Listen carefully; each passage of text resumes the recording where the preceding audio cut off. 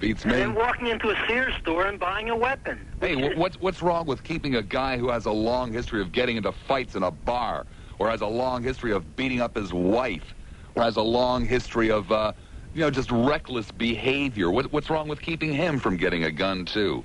So, well, this is the point that's never really made during the course of these debates I've seen on television, I've read in the papers, I hear on talk shows. Points are made constantly, but they fall on deaf ears.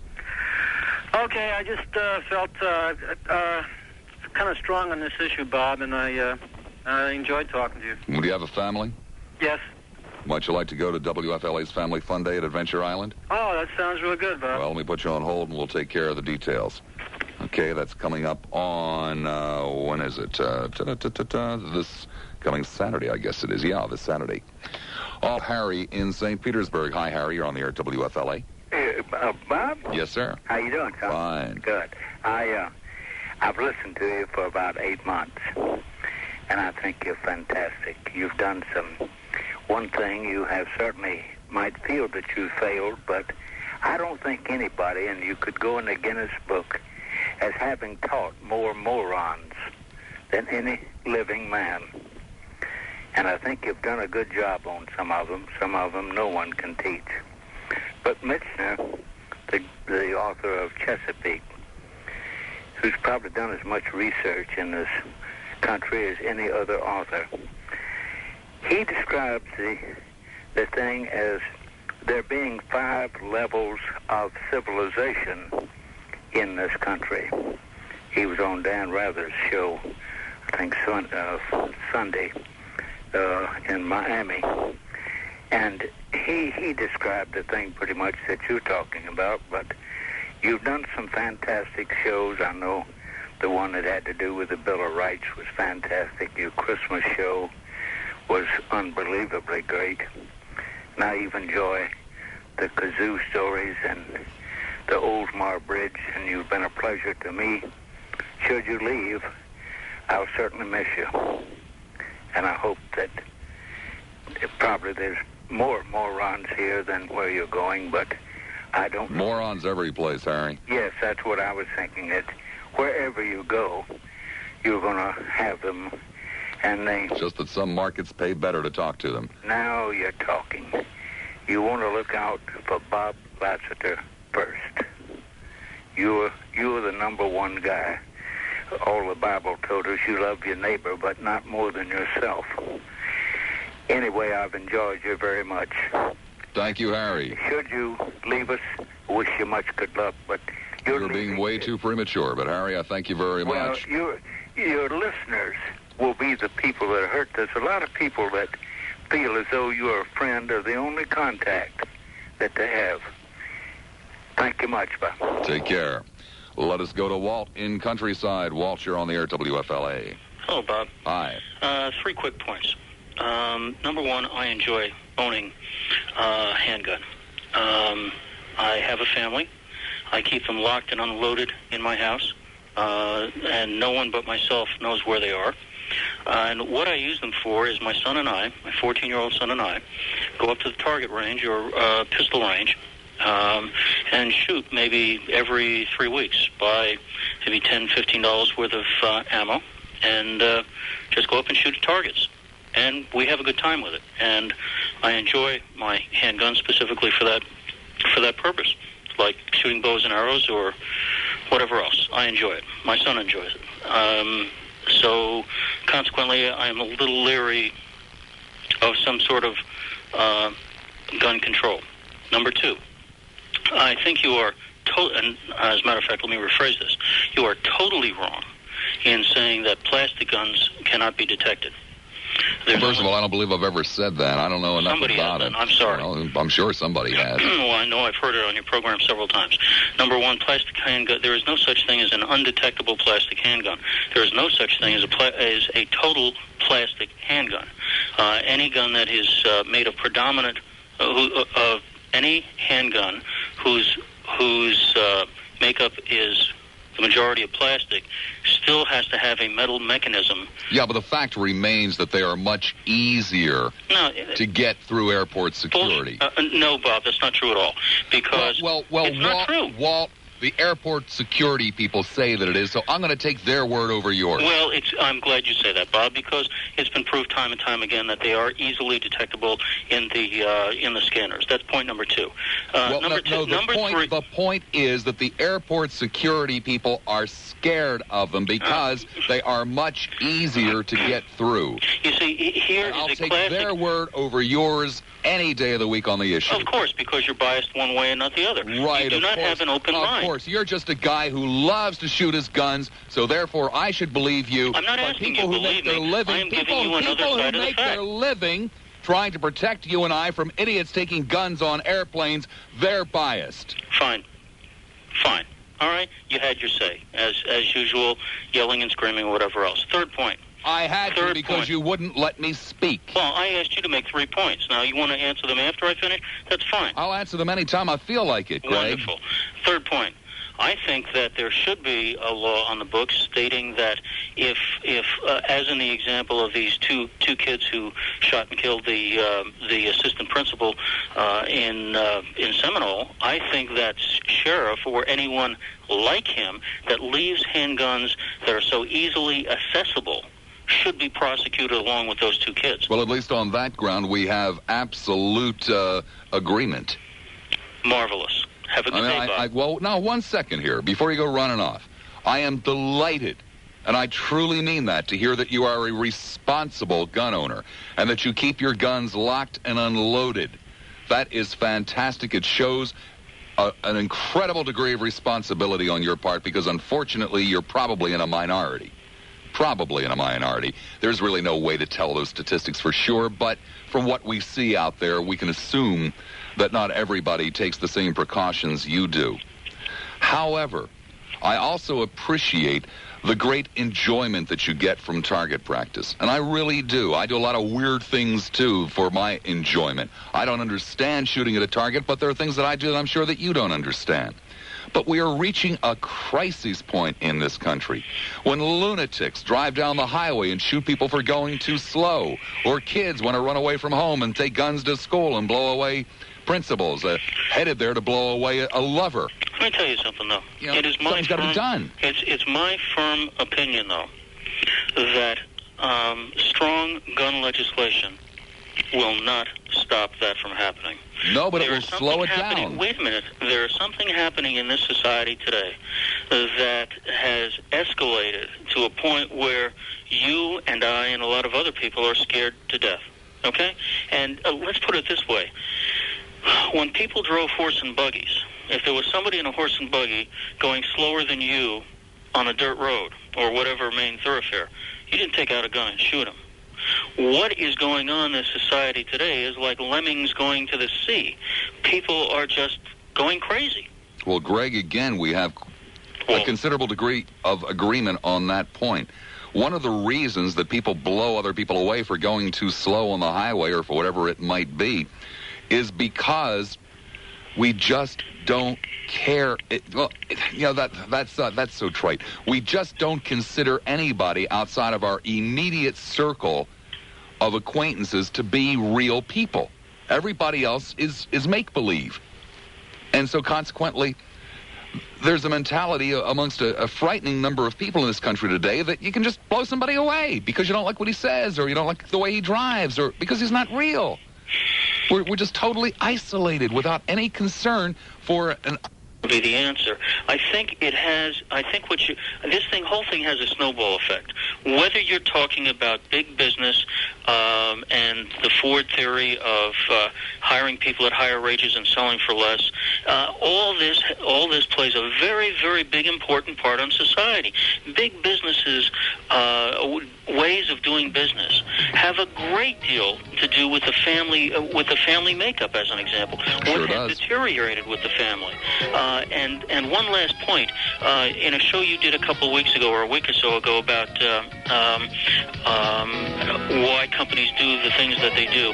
If I as a supplier went to a company and said, I'll sell it to you for this, and the company turns around and just the sheer nature of Quick, the way please, 10 seconds. Of the way they do business, they're going to buy it from somebody else that can do it cheaper. Be good. 2:59 the time. Don't go far. 7 minutes after the hour of 3 o'clock. Welcome back. Fourth and final hour for Tuesday, March 22nd, 1988. There are two lines open. Back to the phones we go. Jenny in St. Petersburg. Jenny, you're on the air, WFLA. Yeah, hi. I wanted to tell you that I think you're kind of a danger to my family. I am a danger to your family. How is that, Jenny? Well, you know that one guy you were talking to when you were talking about shooting guns at Russian missiles? Mm-hmm. I was laughing so hard that I almost got in a wreck. Now, you know, I mean, I'm going to have to quit listening when I'm in my car because I had to pull over. You're a bitter disappointment, Jenny. I up here on my screen it says you are a threat to my family. I thought for sure I had a live one on the phone here. My kids are going to lose their mother, you know? It's a riot. I mean, I've passed up people I know are lunatics to go to you. Well, you know, I had to tell you that. Thank you, Jenny. You're welcome. Bye-bye. Again, Joe in Tampa. Hi, Joe. You're on the air, WFLA. Hey, Bob. How you doing? Fine, thank you. I hope I wasn't one of the lunatics. No, Joe. No. I just thought for sure I really had a good one there. Yeah, that would have sounded good. Anyway, I just wanted to provide a little bit of insight because I don't usually talk about things. I don't usually call talk shows, but I've listened Most people don't, Joe. Well, right, and I've listened to a couple of people yesterday. I heard a few minutes of the show, and a lady called up, and she was talking about how she was a Christian, and most people are Christians are good people and all that. And then today, the guy that called up about I just heard a few seconds of it, but he was yelling about something about your wife with an abortion or something. Mm-hmm. And I just, what really bothers me, and it's the reason I call, is that I think the problem, I've done a lot of thinking, and I think the reason that I can come to conclusions and feel good about it is because I don't have any predetermined solutions. You know, people that are of, if you're a Catholic, then it's driven into you that, you know, in a dogmatic style, that this is the way things are, and if you don't follow this, you're going to, you know, fry in eternity. And if you're, same thing goes with politics, with Republicans. If you're a Republican, then you believe this, and you don't, and people don't stop and throw all that stuff out and just think on their own. It's becoming more common these days. And I think maybe that's what people want. They want to have somebody that tells them this is the way it is, and that way they don't have to think. But if you just stop and think of things on your own, and that's why, since I'm like that. I mean, I was abortion, and I think if they listen to the way I thought about it, every time I've heard arguments on abortion, I hear women's rights, I hear rape and incest and deformities, and none of those are the problem. You know, there's only one problem. It's really sort of simple if you look at the problem. There's only one problem, and that is that we can't figure out when life begins. And since we can't figure that out, we have no way to put that toward our laws. In other words, our laws say you can't take a life, but in the argument of abortion, we don't know when it begins. But every time I hear people arguing, they're either arguing because their religion told them that it's wrong, or their Republican Party told them that it's wrong or right, and they aren't stopping to think about it on their own. And that's what I've done. And I think, well, there's a lot of things they're not stopping to think about, not the least of which is the circumstances involved in the decision that a woman, or in some cases a man and a woman, jointly make.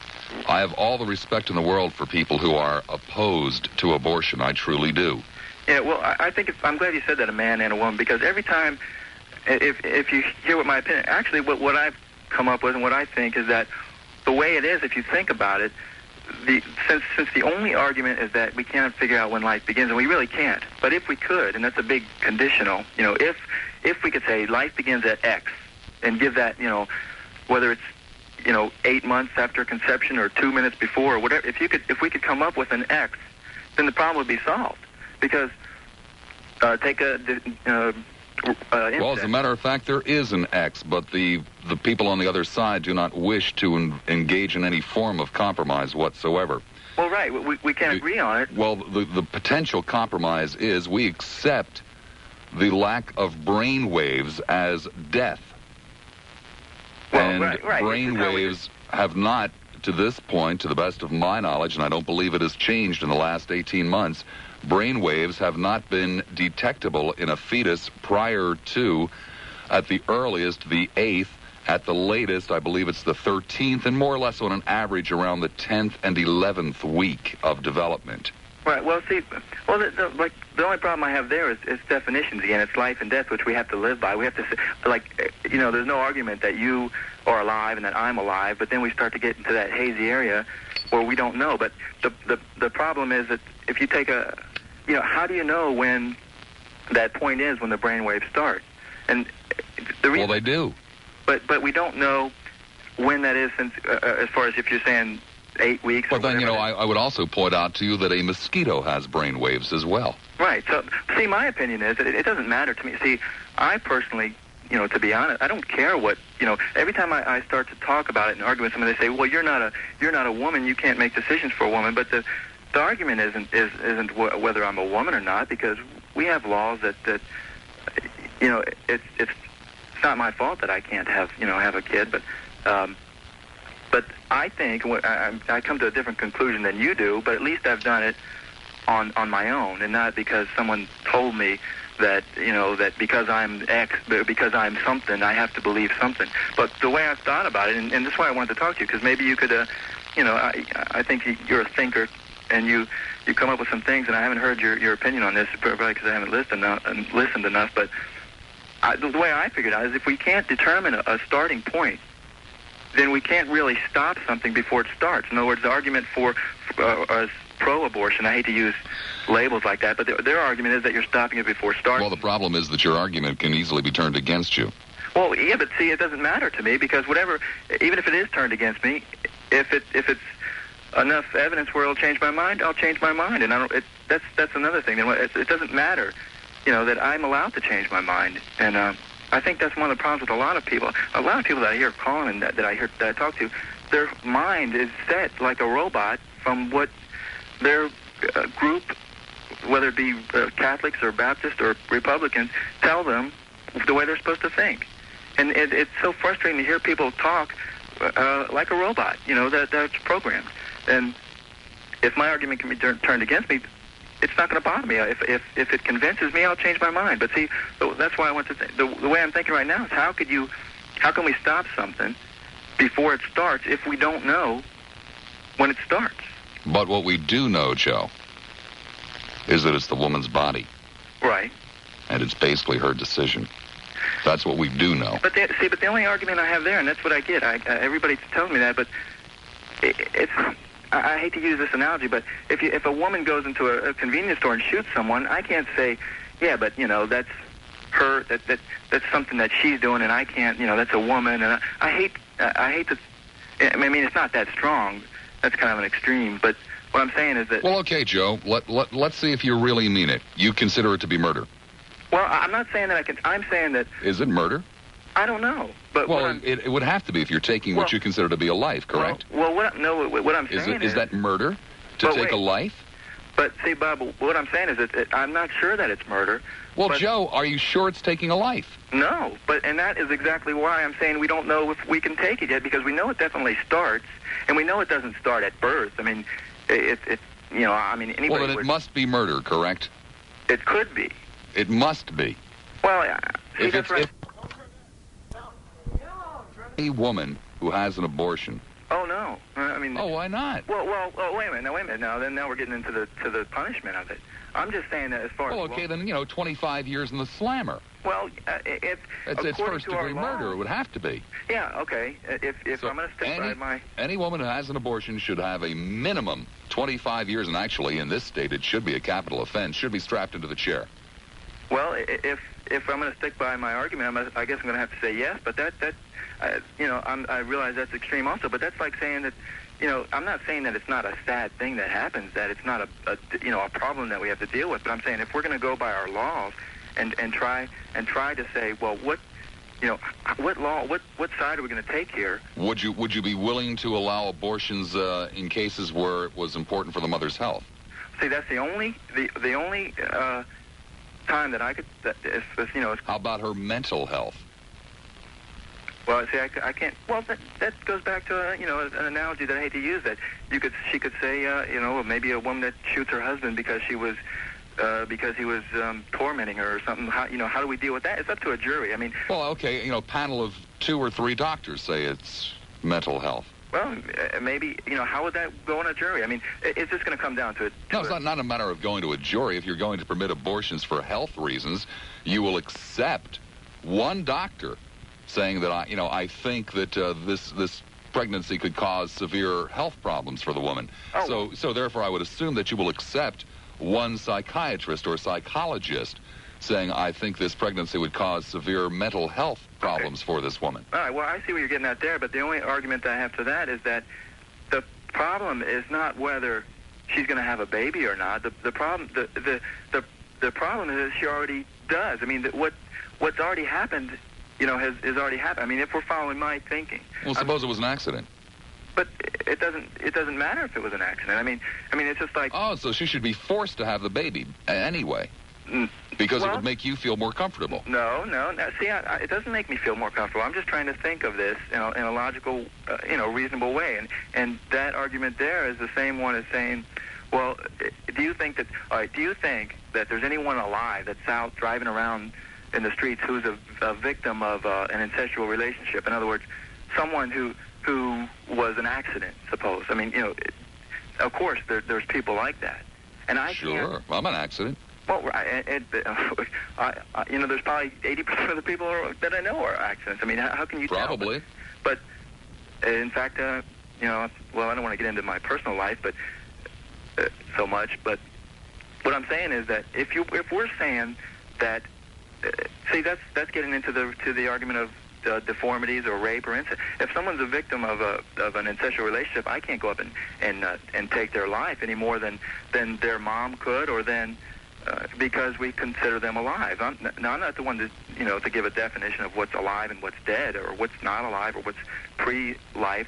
But I'm just saying, according to our laws, this is what I've come up with. I maybe have misconceptions, but that's a bad word, I guess. But that's the way I'm thinking it. What do you find? I don't see where you find, or I just want to hear what you think is wrong with the way I'm thinking. I mean, I'm objective. I'm open to it. You're leaving one party out. Which is? The woman.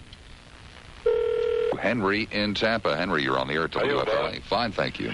Well, you're 100% right about this gun business. But I've been hit twice, once in the house and once in the patio. They pulled a switchblade on me. And I went out and got me a .22 with snake shot. I don't want to kill anybody, but that gun only stays in my house. And as far as these ranges and stuff, I'm against that. And if anybody's caught with a pistol in a car, they should arrest them anytime. I only bought mine for my protection. I can understand that, Henry. And I've been hit twice, and he pulls a switchblade on me, and I haven't got anything. What do you do then? So I got the snake shot. When I hit him with snake shot, it's not going to kill him, but he'll never come back around. I guarantee you that. Henry, I can understand that. Yeah. I totally understand it, Henry, but I would still... Yeah. Before you were able to buy that gun, I would like to have made sure that you didn't just get out of a mental hospital. No, sir. I would like to have made sure that you didn't have a history of sticking up liquor stores. Not. And it's registered with both the police department and the sheriff department. Well, then, you and I have no problem. See, I only bought it for protection. The only time I get that gun is once a year, and I shoot it for New Year's with blanks. And that's it. That gun goes blank in place. Nobody knows where it is but me and my spouse. That's the only reason I bought it, because when they pull a switchblade on you, what can you do then? But this much I will tell you, Henry. This is one area in which you and I suppose, would have some disagreement. If I lived in an area, a neighborhood, a house, whatever you want to call it, where such threats were imminent and constant, I'd move before I went out and bought a gun. Well, be busy. Next time they come up to you with a switchblade, they might do it from behind, and your gun's not going to do you any good. Absolutely, but now since this happened the second time, we've put Rollins in the house, and I've put burglar bars all around. And I understand they can get through those burglar bars, the way I understand. I guess they could if they tried hard enough. There's really nothing you can do to protect yourself if somebody's hell bent on getting you. These cowboys taking pistols. I've been out going to 301. I hear them shooting at night. They're crazy. They get out there full of dope and they start shooting at mailboxes. There are a bunch of nuts out there. It's terrible. Henry, I thank you much. Okay, Bob. Be good. 990-WFLA. Doug in Tampa. Hi, Doug. You're on the air at WFLA. Yeah, I've got two topics. One, while listening to you talk about abortion and all, a lot of the consensus is that it's murder. What happens when somebody is on respirator and all wired up, and the family goes and approaches a court to have it unplugged, and the court say, okay, isn't that the court permitting the murder to go on again? Courts do not just uniformly say okay. They bring in a panel of medical experts to determine whether or not there is any sign of life or whether or not there is any reasonable hope for a recovery. I agree with you on that. But with the consensus of the advocates for pro-life, that's permitting the court to do it with the approval that the individual will never recover, and so there's no sense keeping him hooked up. But that's still a life. They're breathing, and it may be a respirator that's keeping him breathing, but they're breathing. Now, that's only one thing. The other thing... Well, I think your argument might be valid if the courts gave the hospital permission to put a pillow over the injured or the victim's head and literally kill them that way, but to disconnect artificial life support systems, if life is not there or capable of sustaining itself without the artificial means, then I don't see how it's quite the same. Well, I agree with you in that a fetus, if removed from the womb, would not survive by itself either. I concur. I concur. It's not a viable life. In either case, it's not a viable life. And the other point is that the Bible thumpers are always saying, well, about when it starts. And in the Bible it says that you shouldn't cast your seed upon the ground. How many of them are going to stop masturbating? Well, many of the Bible thumpers would like to make that a capital offense, too. Well? And, of course, many of the pro-life people would like to make any form of birth control illegal. Especially, IUDs and things of that nature, but some of them are so extreme that any form of birth control. Well, that's their business. If they don't want to do it, they ought to abstain. It's the way I see it. If you don't like abortions, don't have one. Well, that's the point. If you don't want to, don't. But don't advocate it for everybody. We don't all think and breathe alike. Each of we may take 2 breaths a minute, and another guy may take 4 breaths a minute. We don't breathe the same. So why should we all be compelled to live the same? We have different color hair, different color eyes, different pigments of skin, everything. We're not the same. But anyway, that was one point. The other point that I heard, I was driving my car when I heard it, an individual made a remark about the firearms that anybody can get it. And I had gotten one, and I had to fill out a form, and it said questions like, are you a criminal, felon? Are you a drug addict? Have you been in a mental institute? Mm-hmm. These are questions that you have to fill out when you fill the form. Yes, but they're not checked or verified. They just take your word for it. And then it goes into a box. And, maybe once about every 2 years in an audit... The Alcohol, Tobacco, and Firearms Division reviews those things. Not totally, just in an audit. Well, okay, but the thing is, if an incident were to occur, and they found the weapon, they could trace it back to the individual. Mm-hmm. By virtue of that, the manufacturer knows who they sold it to and which distributor, down to the dealer, down to the individual. Mm-hmm. So there is a traceability in that. But that's known as locking the barn door after the horses run away. Well... Because the form that you fill out goes nowhere. It stays right there in the shop. It's not verified. My friend, I must move along because I've got to go for a news brief, but I thank you very much. All right, Abe is back. Abe in Clearwater. Hi, Abe. You're on the air at WFLA. Hi. What I want to know is totally unrelated to what your topic is today. Well, I don't have a topic today. You don't have one? Nope. All right. Well, I want to talk about a Seder. Okay. You read from your publication the book the other day, and I happened to catch that I was driving. Mm-hmm. I'm involved with leading a Seder of about 200 people. Mm-hmm. And I admire your opinion. Seder is a Passover service, correct? Right. Okay. That's right. And I would like to be able to do something a little bit different and sort of modernize it in relation to the Exodus. Mm-hmm. I like your idea. I thought perhaps you'd give me some suggestions. You liked my idea and thought I could give you... No, your general ideas about other things, your opinions. I don't quite understand what you mean, give you some suggestions. Well, some way to make it not the usual type, something that'll gather interest and not only be interested in eating. And well, have a general discussion about the whole story. Well, I was just in the setting it up and announcing the Seder and welcoming. I wanted to include something that would attract their attention more so than say everything he would do today is symbolic. But isn't it? It is, but I want to relate it to current events, current happenings in Israel, for example, and the Mideast.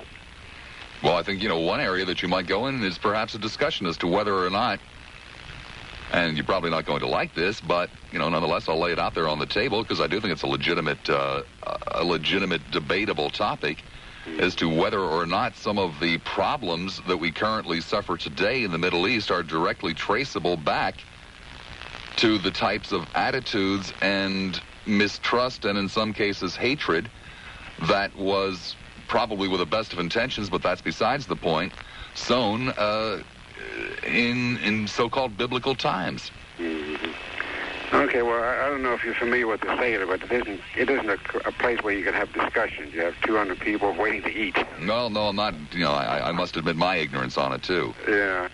All right, well, I appreciate talking to you, though. Okay, Abe, take care. Good luck.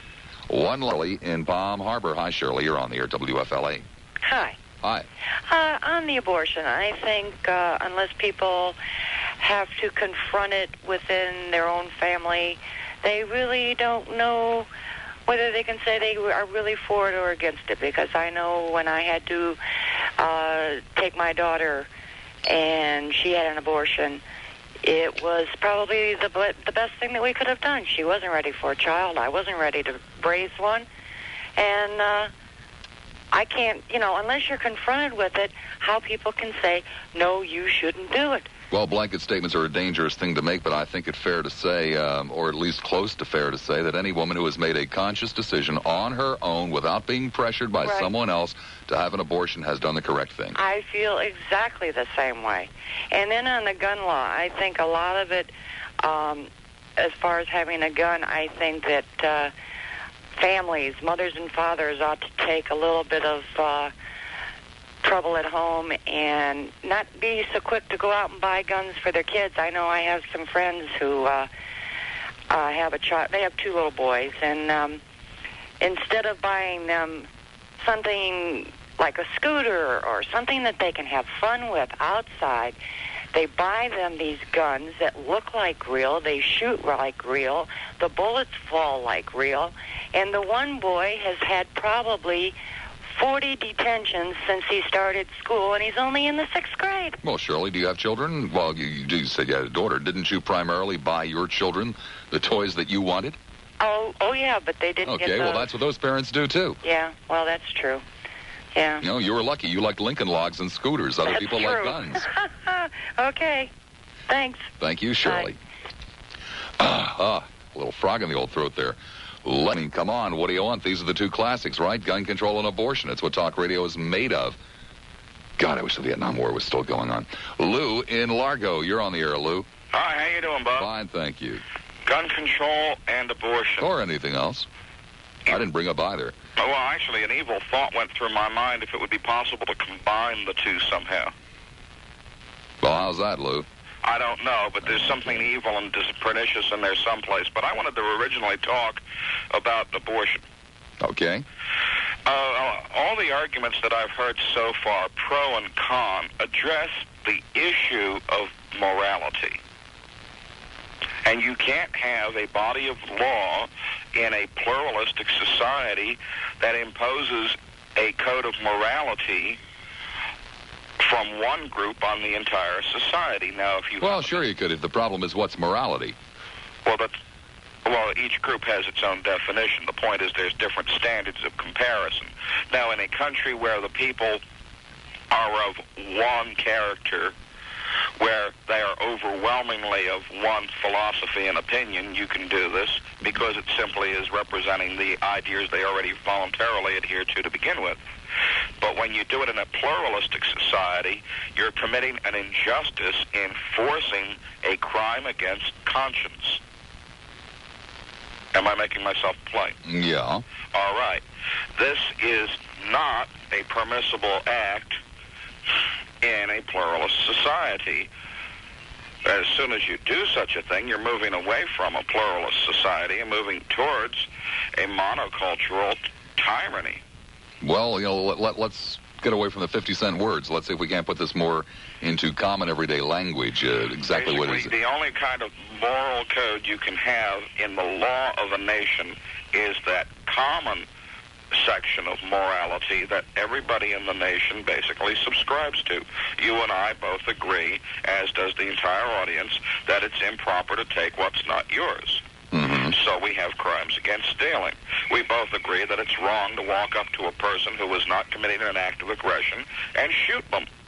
Mm-hmm. So we have laws against murder. Mm-hmm.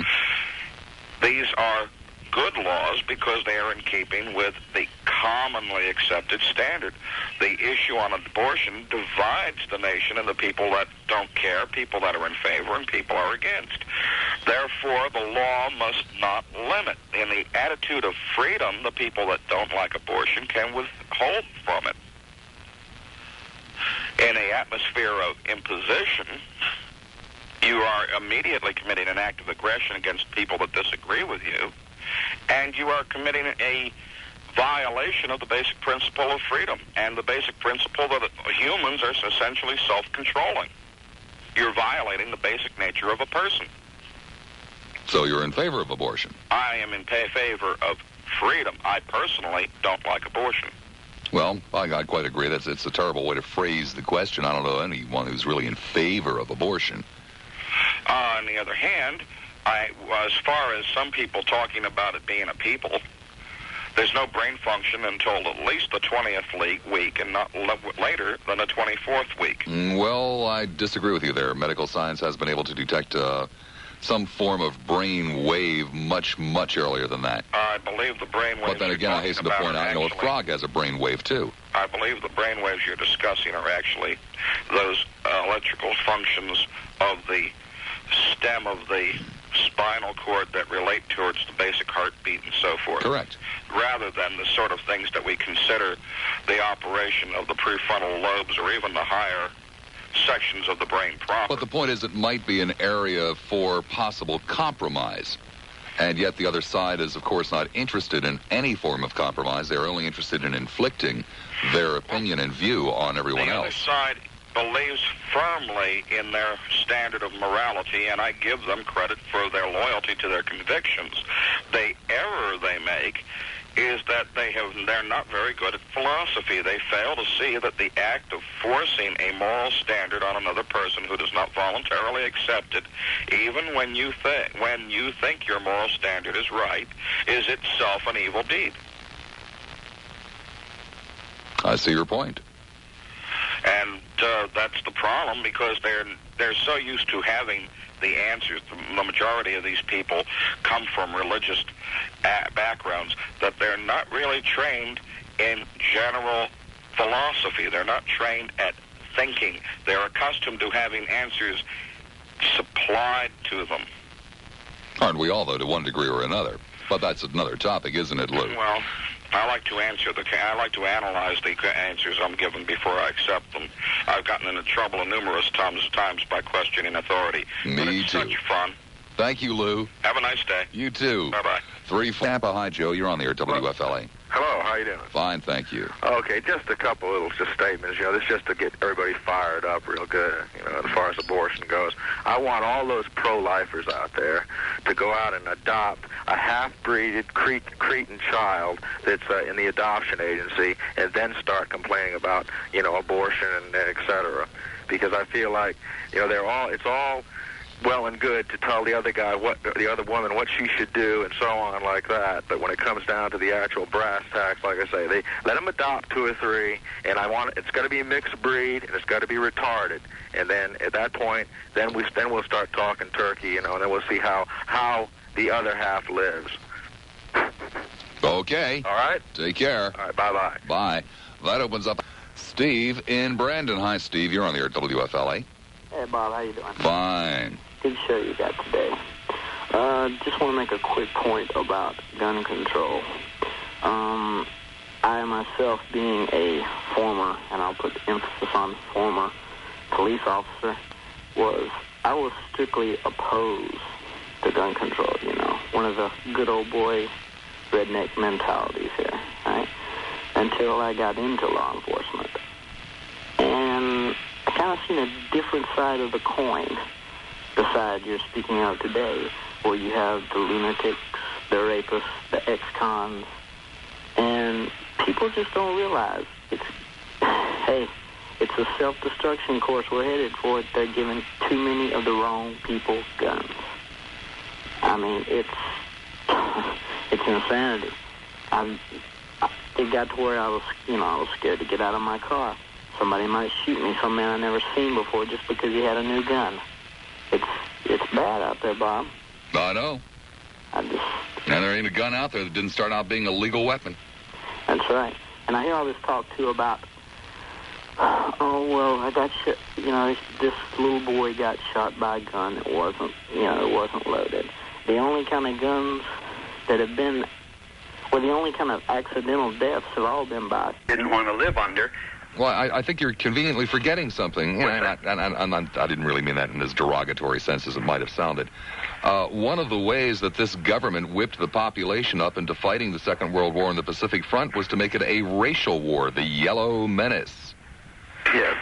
We weren't trying to liberate the people of Japan and bring them democracy. We're trying to wipe them off the face of the earth. Yes, but the minute there was submission, we did set up a democratic form of government in Japan, and we did in South Korea, and we did where we had the influence and the power to do it. Yes, we did, much to our credit. One of the prouder moments of this country. What MacArthur did in Japan is brilliant and was the right, proper, decent thing to do, and returned the government of Japan to the Japanese people at the earliest conceivable possible date. Right. It was one of the proudest moments of this nation's history. And we did the same in Germany and Italy, didn't we? To set them up in a democratic government. Yes, we did. And I think, of course, that had to be our objective in Vietnam, to convince another country that democracy is better than what they had, and for people to be sold on the idea that the ones who were living there were a certain amount of people that were oppressed and were not free men. From my recollection of the times, Richard, and the state of the people in this country and the state of the government in this country 20, 25, 30 years ago, that's just not the way I see it. Uh-huh. It was an ego trip. It was a mistake. It was an accidental war. It was our arrogance, which isn't the best word, but nonetheless, for the time remaining, that's all I can come up with. Our arrogance. We figured, well, we can just send a couple of guys over there and that'll help. Oh, that didn't work. Well, we'll send a few more and that'll help. Well, we'll send a couple of tanks and that'll help. Yeah. And the next thing you know, we had 500,000 people there. Yeah. And it wasn't helping. Okay, but I know we're running out of time, but still, doesn't the overall objective of war has to be to convince another nationality group of people that they should have they'd be better off with a democracy than what they have? That has to be the goal. Sounds awfully noble, but I wonder how much the oil deposits off the coast of Vietnam had to do with it as well. I don't know. Nor do I, Richard, but it's something we should think about. Thank you. Bye-bye. We'll do it again tomorrow around about noon. Dread Wed coming your way. Until then, behave yourselves, huh?